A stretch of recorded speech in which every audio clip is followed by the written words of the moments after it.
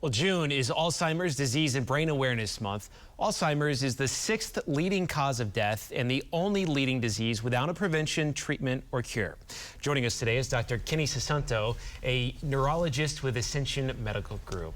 Doctor, thank you so much for being here. We appreciate it. Good to be here. Thank you for having me. So, we hear of Alzheimer's disease. A lot of people at home have been affected by it with a loved one, perhaps. So first off, just very basic, what is Alzheimer's disease? So Alzheimer is one form of neurodegenerative disease that affect primarily your memory and your thinking.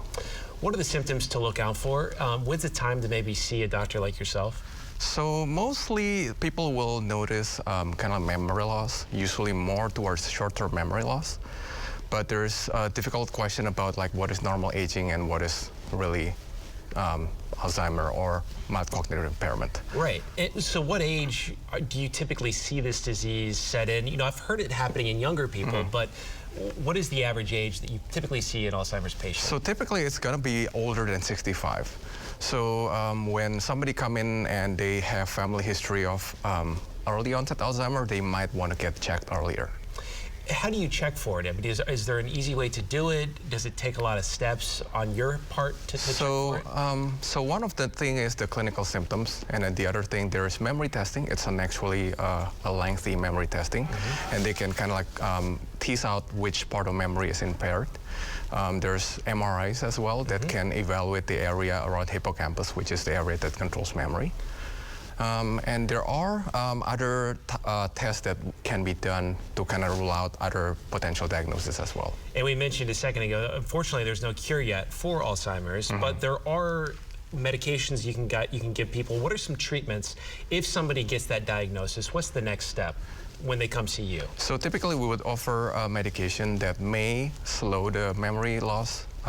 It doesn't really restore the memory, but it may slow it down. Typically after that, you keep following with your neurologist. Exercise, physical and mental exercise is all important for all degenerative disease.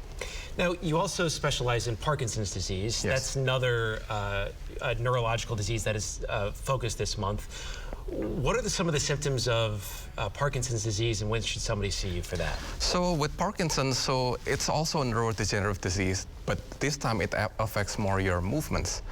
So if you start having like tremors, and if you start noticing your family members slowing down, stoop posture, their facial expressions flat, those type of things, you probably should seek care. Yeah, and speaking of that care, there are things you guys can do to kind of help with those tremors. Is that accurate? Yes. Okay, what are some of those? I mean, are there medications for it? Yes, it's mainly medication that we can give to help for the symptoms.